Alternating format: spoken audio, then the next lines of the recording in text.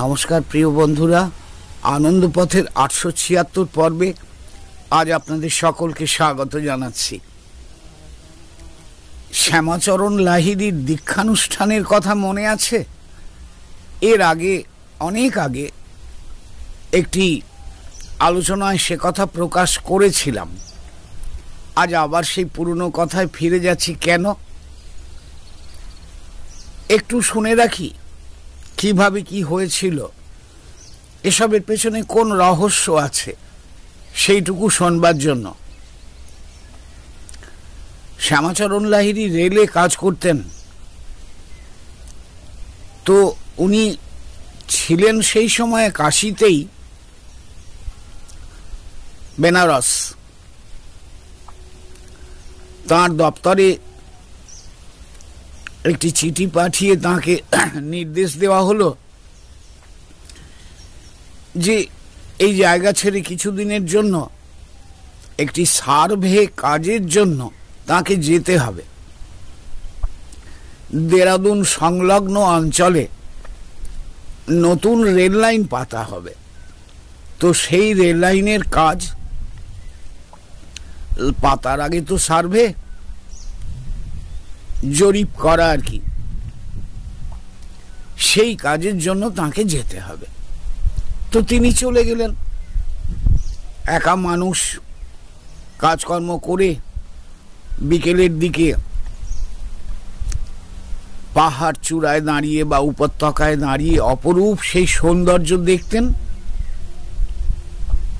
অসাধারণ সমস্ত দৃশ্য, অপূর্ব বরফে ঢাকা পাহাড়, সব সেই মনোরম দৃশ্যের মাঝখানে দাঁড়িয়ে তিনি কিছুটা আত্মহারা তো হতেনই। একদিন এরকম ঘুরে বেড়াচ্ছেন, হঠাৎ শুনলেন একজন কে যেন চিৎকার করে কিছু বলছে। দূরে তাকিয়ে দেখেন একজন সন্ন্যাসী, কিন্তু অন্য কাউকে ডাকছে, অন্য কোনো নামে। তো তিনি খুব একটা গুরুত্ব দেননি, কিন্তু আবার ডাকছেন, আবার ডাকছেন। শুনে তিনি বুঝলেন হয়তো তাকেই ডাকা হচ্ছে, এবং তিনি হাত নেড়ে কাছেও ডাকছেন। হিন্দিতে কথা বলছেন তিনি। শ্যামাচরণ লাহিড়ী পায়ে পায়ে এগিয়ে গেলেন, গিয়ে নমস্কার জানালেন। কি কথা তোমার, বলো, ডাকছো কেন? তো তিনি বললেন, আমাকে চিনতে পারছো? লাহিড়ী বাবা বললেন, না, আমি তো কোনোদিন তোমায় দেখিনি, কি করে চিনব? বললেন, তাই? আচ্ছা। বলে তাঁর দুই ভ্রুর মাঝখানে সেই সন্ন্যাসী আজ্ঞা চক্র স্পর্শ করলেন, আর মুহূর্তে শ্যামাচরণ লাহিড়ীর স্মৃতি ফিরে এলো, জন্মান্তরের স্মৃতি। এই তাঁর গত জন্মের গুরু শ্রীযুক্ত বাবাজি মহারাজ, পরম পূজনীয় অনন্তজীবী এক মহাপুরুষ। তিনি পায়ে লুটিয়ে পড়লেন। তিনি অবাক হয়ে গিয়েছেন যে এটা কি করে সম্ভব হলো। তাঁর গুরু মহাবতার বাবাজি জানালেন যে গত জন্মে সাধনা করতে করতে শ্যামাচরণ প্রাণ ত্যাগ করেছিলেন। তখন থেকে তিনি লক্ষ্য রেখে গিয়েছেন ছোট্ট শিশুটি কৃষ্ণনগরের কাছাকাছি চূর্ণী গ্রামে জন্মে কিভাবে বড় হচ্ছে। অপেক্ষা করে গেছেন ঠিক সময় আসার জন্য। আজ সেই সময় এসেছে, তাই তিনি তাকে ডেকে নিয়ে এইখানে এসেছেন। শ্যামাচরণ মুহূর্তে চিনতে পারলেন, হ্যাঁ, এই তার গত জন্মের তপস্যা স্থল। এখানেই তিনি সাধনা করেছেন। সেই আসন, কমণ্ডলু, ধুনি সব কিছু সুন্দরভাবে সব আয়োজিত হয়ে রয়েছে। তিনি বললেন যে, গুরুদেব, আমি এখন তো সবই মনে করতে পারছি, আপনার কি অসীম কৃপা। আপনি আমাকে আবার স্মরণ করে নিয়ে এসেছেন। এবার কি করব আমি? বললেন তোমায় কিছু করতে হবে না, যা বলছি তাই করো। তিনি হাততালি দিয়ে কয়েকজন মানুষকে ডেকে নিলেন, তারাও সন্ন্যাসী, আর শ্যামাচরণকে একটি বাটিতে করে তেল জাতীয় কিছু পদার্থ পান করতে দেওয়া হলো।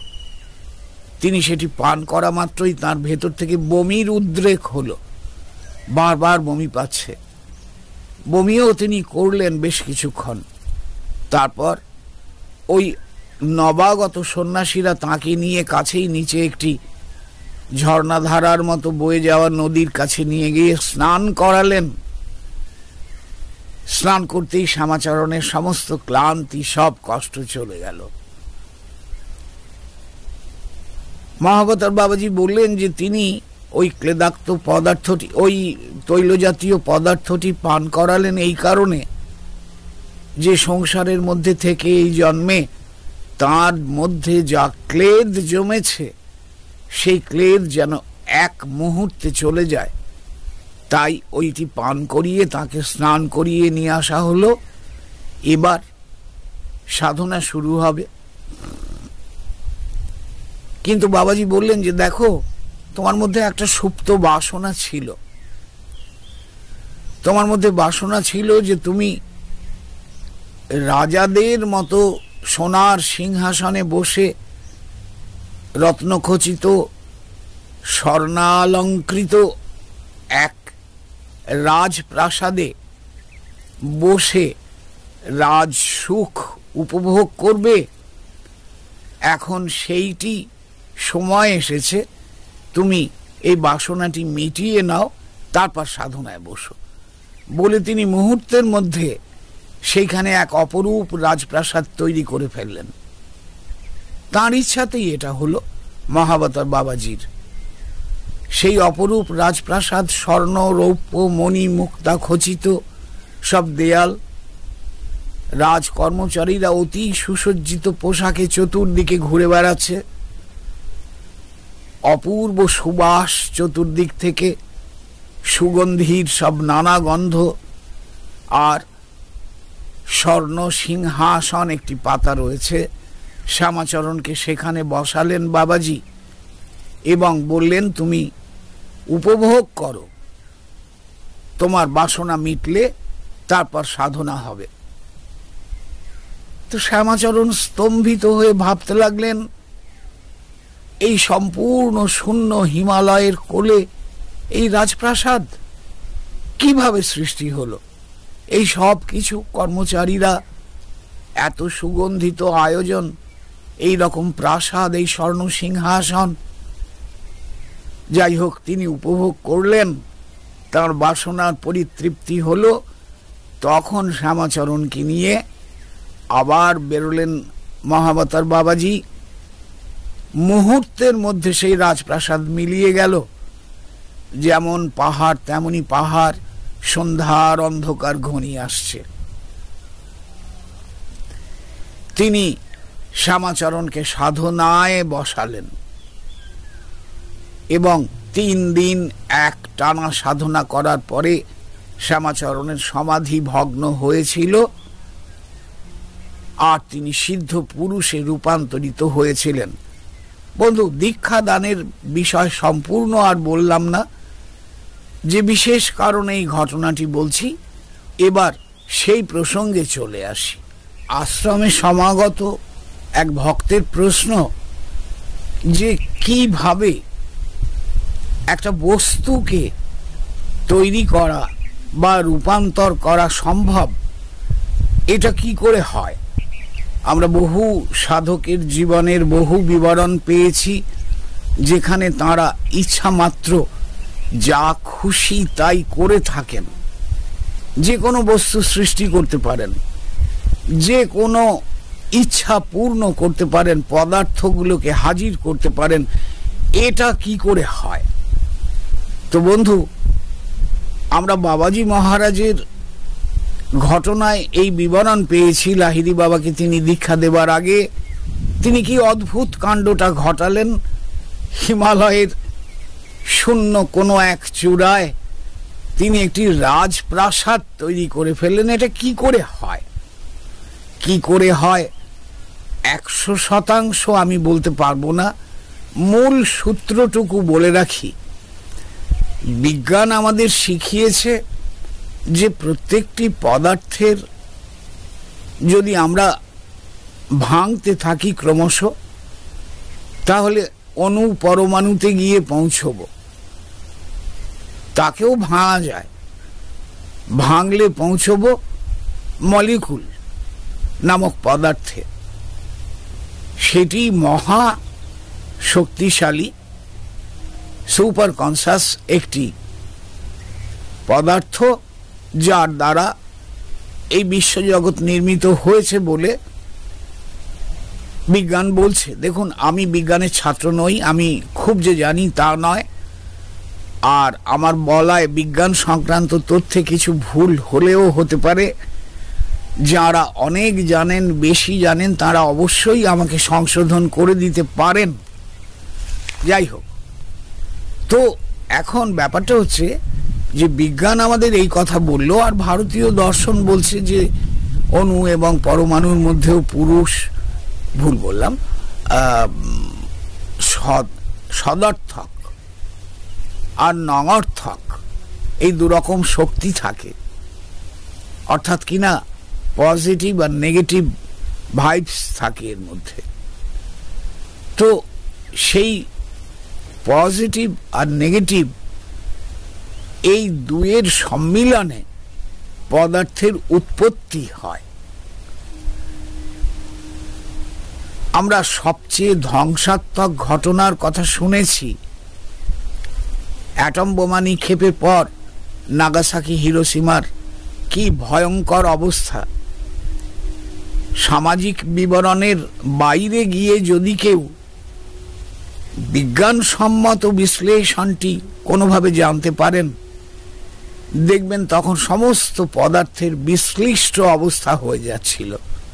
পদার্থগুলো ভেঙে চুরে টুকরো টুকরো হয়ে মলিকুলে পৌঁছে যাচ্ছিল, আর সেই মলিকুল থেকে আবার নতুন কোনো পদার্থের সৃষ্টি হচ্ছিল।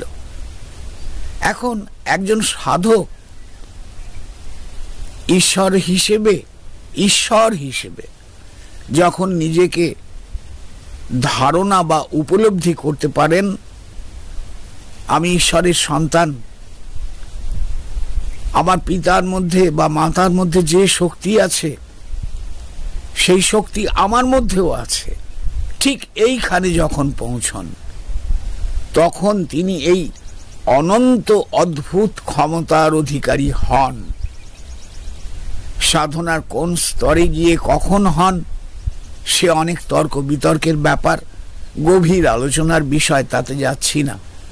কিন্তু তখন তিনি ঈশ্বর তুল্য, তাই মুহূর্তের মধ্যেই তিনি যে কোনো পদার্থ সৃষ্টি করতে পারেন, যে কোনো পদার্থের ধ্বংস করতে পারেন। এই ক্ষমতা তার মধ্যে আসে। কিভাবে আসে বা কোন পদ্ধতিতে করা হয় সেগুলো সর্বসাধারণের মাঝখানে বলা যায় না। এগুলো গোপন, গুহ্য, গুপ্ত ব্যাপার। আর তাছাড়া ধারণা করাও সম্ভব না সাধারণ মানুষের পক্ষে, কেননা এগুলো অতি গুহ্য ব্যাপার। সাধনার দ্বারা নিজেকে উন্নত না করলে ধারণাও করা যায় না। যাই হোক, তাহলে মূল তত্ত্বটুকু বললাম। নিজেকে ঈশ্বরের সন্তান বলে বুঝতে পারলে, ধারণা করলে, প্রত্যক্ষ অনুভূতি বা উপলব্ধিতে পৌঁছলে একজন ঈশ্বরের সঙ্গে একাঙ্গী হন এবং তখন তিনি এই ক্ষমতার অধিকারী হন। কিন্তু আমরা ছোটখাটো জায়গায় অনেক রকম আরো নিম্ন স্তরের ক্ষমতার ব্যাপার দেখি। সেগুলো ঘটে মনের শক্তিতে। আপনি যদি আপনার মনকে একাগ্র করতে পারেন, তাহলে মনের দ্বারাও আপনি অনেক কিছু করতে পারবেন। আপনার মনে যে যে ইচ্ছাগুলো একাগ্রতার সঙ্গে দেখা দেবে, বাস্তবে সেই ইচ্ছা অবশ্যই পূর্ণ হবে, রূপ নেবে, সাকার পদার্থের, প্রাণীর রূপ নেবে। এটা সম্ভব। এক ঘর লোক বসে আছি, তার মাঝখানে টেবিলের ওপরের ফুলদানিটা শূন্যে ওপরে উঠে যাচ্ছে, একটুক্ষণ ভেসে থেকে আবার নিচে নেমে আসছে। এর জন্য আধ্যাত্মিকতার প্রয়োজন বিশেষ পড়ে না। এর জন্য শুধু একাগ্র মনের শক্তি কাজে লাগালেই হতে পারে বন্ধু, সেটাও একটা অভ্যাসের ব্যাপার, সেও এক ধরনের সাধনা। কাজেই অলৌকিকতার রহস্য, অলৌকিকতার পেছনে কারণ বুঝতে হলে একটু অন্যরকম কাজ করতে হবে, একটু অন্যরকম চিন্তা ভাবনা করতে হবে, একটু অন্য কিছুর অভ্যাস করতে হবে। সেটা যদি করতে পারি আমরা যে কেউ এই ক্ষমতার অধিকারী হব। আজ এই পর্যন্তই, বেশি কিছু বলছি না। সবাই ভালো থাকুন। যাদের মধ্যে এই জাতীয় জিজ্ঞাসা জেগে উঠবে তারা কাজ শুরু করবেন, এটাই স্বাভাবিক। ভালো থাকুন আপনারা সকলে। নমস্কার।